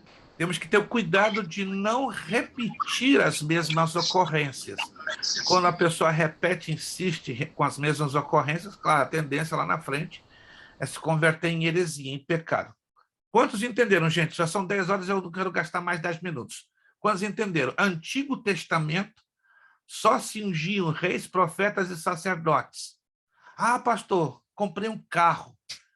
Unja meu carro, por favor. Comprei uma vaca. Unja a vaca. Onde está escrito isso na Bíblia? Eu fui convidado no Rio Grande do Sul a ungir vaca, carneiro, bezerro, e eu recusava. Não, meu pastor me ensinou isso. Mas peraí, baseado aonde? Aí vai lá no Antigo Testamento, de forma isolada, quando se ungiam os móveis do tabernáculo e animais para o uso do Senhor. Mas eu não posso fazer isso no Novo Testamento. Não, pastor, se eu deixar o carro aqui na igreja para os irmãos rodar, vai andar a pé, que aí nós ungimos ele. Complica. Se eu deixar o carro aqui para nós aí fazer obra social, carregar a compra, os irmãos que estão precisando ficar a pé, nós ungimos esse negócio. Traz esse Corolla novo aqui agora. Estou querendo andar no carro novo, bota os irmãos para andar nele. Vocês entenderam o que o Lucas colocou? Se eu consagro. Fale. É isso aí, é outra situação que acontece, né? As pessoas levam o carro para consagrar, né? Mas não deixa lá na igreja, não. Porque biblicamente... Senhor. Aí está. Porque biblicamente, se eu consagro um carro, biblicamente falando, ele tem que ficar para o uso do Senhor. Pelo amor de Cristo. Se eu uso para outra coisa, dá problema. Quando estão me entendendo, gente? O sentido bíblico de consagração é separar para o uso do Senhor. Aí você consagra o teu BMW. Está frito, está com problema. Você está roubando algo que pertence ao Senhor. Quando estão me entendendo, gente? Vamos lá corrigir. Nós vamos parar aqui e vamos rapidinho corrigir, que eu não quero liberar vocês mais de 10 e 10. Meu Deus. Jesus da glória. Página 11. Eu dou o número e você me dá a letra. Número 1. Hermenêutica quer dizer qual a letra? C. C. Pois é. Número 1, letra C.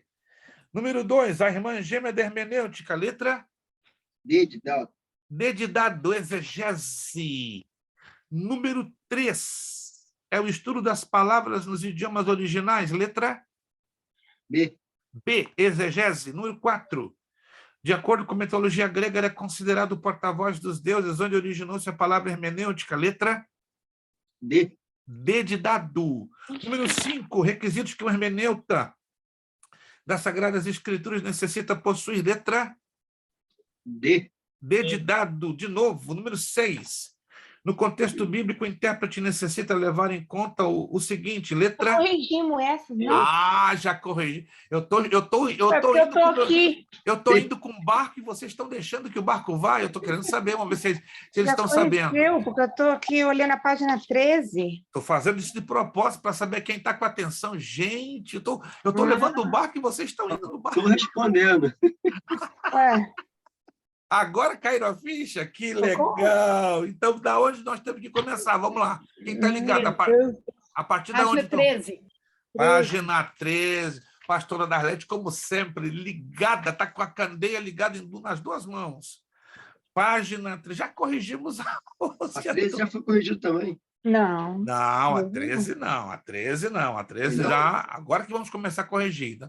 Gente, eu estou testando vocês. Quem está ligado, né? Eu vou levando o barco e está todo mundo diz amém. Amém. Amém. Está todo mundo dormindo. Está todo mundo com sono. Vamos lá. Eu estou cochilando aqui também, pastor. Página 13. Já vamos terminar. Página 13. Marque C para certo e E para errado. Número 1, certo ou errado? Certo. Errado. Ah, Não é sintaxe, é morfologia. Número 2, certo ou errado? Errado. Errado. Número 3, certo ou errado? Certo. Certo. Número 4, certo ou errado? Certo. Certo. Certo. Analisa com calma. Número 5, certo ou errado? Crítica textual. Certo. certo. Certo. Número 6, certo ou errado? Errado. Errado. Errado. Número 7, certo ou errado? Errado. Errado. Número 8, certo ou errado? Errado. Errado. Certo. Certo. Utilizando o texto bíblico sem o seu contexto. Cuidado com o sem. Também. Número 8, certo. Número 9, Certo. Certo. certo. E número 10, Certo. errado. As referenciais são aquelas São cuidado, são as referências verbais, é o contrário. Vamos lá, recapitulando. Número 1, errado. 2, errado. 3 e 4, certos. 5 também certo. 6 e 7, errado. 8 e 9, certo. 10, errado. Conferido? Conferido? Vamos lá. Coluna A com coluna B. Coluna A com coluna B. Número 1, qual é a letra? C. É. Número 2, qual a letra? A. A. Número 3, qual é a letra? B. Número 4, qual é a letra? D. Número 5, qual é a letra? E. Número 6, qual é a letra? I. 6. Não. I. I. Número 7, qual a letra? F. F. 8, qual é a letra? J. J. Número 9, qual a letra? H. E número 10? G.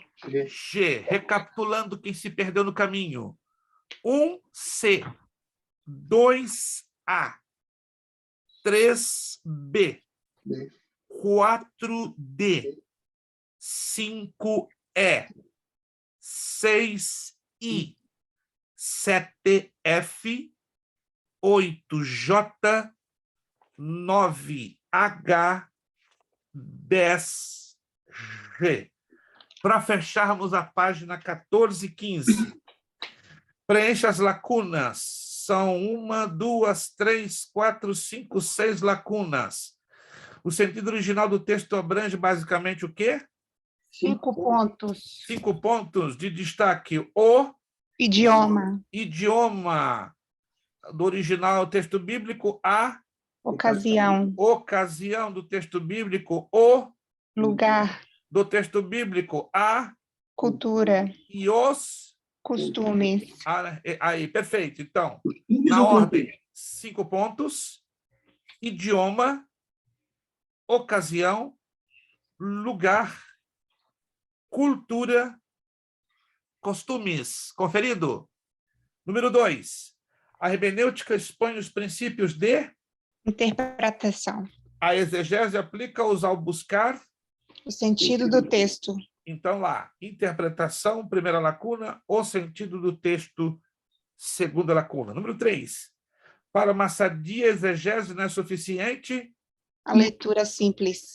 A leitura simples. Número 4. A humildade abre a porta de nossa compreensão da... Revelação divina. Revelação divina.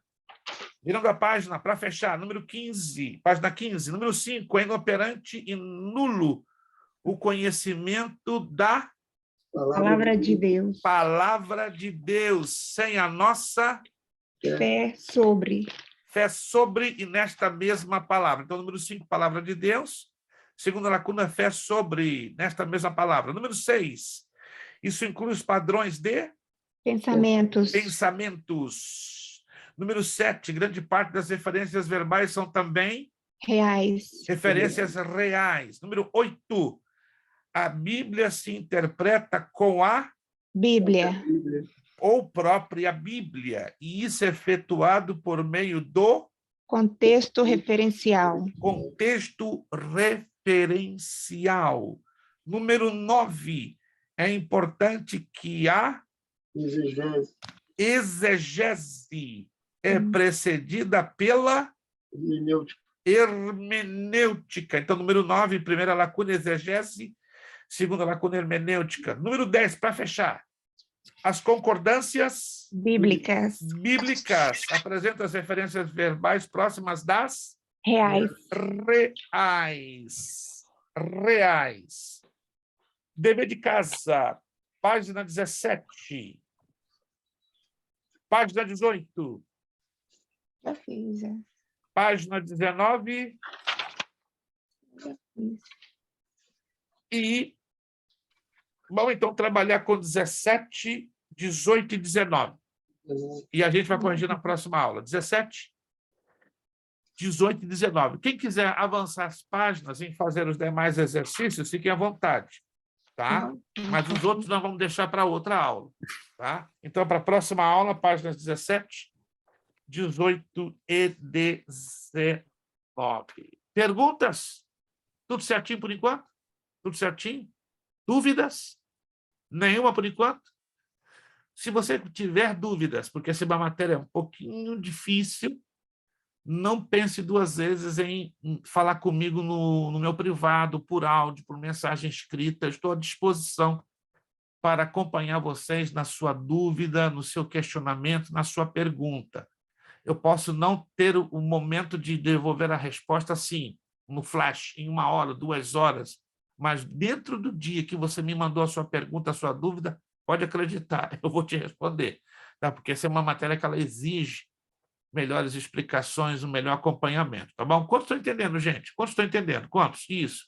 Qualquer dúvida que você tenha no meio do caminho, na leitura da apostila, na realização do exercício, pastor, não entendi essa parte, não entendi essa parte, então manda uma mensagem para mim, por escrito, por áudio, tá? E no mesmo dia, posso não te mandar na mesma hora, no mesmo dia, eu farei de tudo para lhe responder. Meus irmãos, terminamos por aqui. Obrigado pelo esforço de vocês. Alguns de vocês vieram hoje bastante cansados, e a luta do dia a dia do trabalho é grande, mas agradeço de coração e Jesus recompensará o esforço que cada um de vocês colocaram, né, para estarem aqui. Deus abençoe a todos, pastora Darlete, família Soares, irmã Jennifer Jackson, irmã Isabel, Jober, irmã Márcia, irmão Miguel, irmã Daniele, irmã Leidiane, irmã Fernanda, irmão Zandro, Mateus, Lucas, irmã Ângela Cristina. Deus os abençoe e recompensa pelo tremendo esforço colocado. Vamos agradecer ao Senhor nosso Deus. Vamos pedir ao nosso irmão Jober nos despedir com uma palavra de oração à aula de hoje, e permitindo Deus, já na próxima semana, será já o mês de setembro, né? Já estaremos aqui com todo o gás, com toda a força, para a continuação da nossa 4ª aula de hermenêutica e de exegese na próxima quarta-feira, se não me trair a memória, vai ser 7 de setembro, né? Independência do Brasil. Irmão Jober, nos despedindo com a palavra de oração. Querido Deus, querido Pai, muito obrigado, Senhor, por essa noite, por Aleluia. essa aula, Pai, que nós tivemos. Obrigado, Pai, pela vida do pastor Prestes, essa academia Bereia, Senhor, que tem nos abençoado a cada dia. Obrigado, meu Pai, porque o Senhor tem aberto, Pai, os nossos entendimentos, Senhor, para Aleluia. estudarmos, Pai, aprendermos da Tua palavra. Como diz essa matéria, Pai, interpretarmos ela de forma correta, Pai, para que possamos aplicá-la, Pai, Glória a Deus. também de forma correta. Agradeço, Pai, pela vida de cada aluno que esteve presente. Pai, toca na vida de cada aluno que não está conseguindo, Pai, assistir às aulas, Pai, que eles possam, Pai, Em nome de conseguir Jesus. voltar, Senhor, à rotina de estudo, Pai. Obrigado, Senhor, por cada aluno, Pai. Abençoa, Pai, a vida de cada um e que possamos, Pai, nos despedir, Pai, dessa noite, Pai, na Tua graça. Guarda, Pai, nossas vidas. Em nome de Jesus, eu te agradeço. Amém. Amém, amém. Nosso lema, seriedade, Seriedade, compromisso, compromisso, disciplina, Disciplina. seriedade, Seriedade. compromisso, Compromisso. disciplina, disciplina, seriedade, Seriedade. compromisso, Compromisso. disciplina. Disciplina. É necessário que ele cresça é necessário e eu diminua. Eu diminuo. É necessário que ele cresça É necessário que ele e que eu diminua. E eu diminuo. É necessário que ele cresça É necessário Que ele e cresça. que eu diminua. E eu E a diminuo. Deus damos o quê? A honra, a glória A e glória. o poder. Deus nos abençoe. Ótima final de noite de quarta-feira. Muito obrigado. Uma abençoadíssima semana e até a próxima 7 de setembro, quarta-feira, se Deus quiser. Obrigado a todos. Amém. Paz do Obrigado, Senhor Jesus pastor. Cristo. Deus Bom abençoe. descanso. Amém.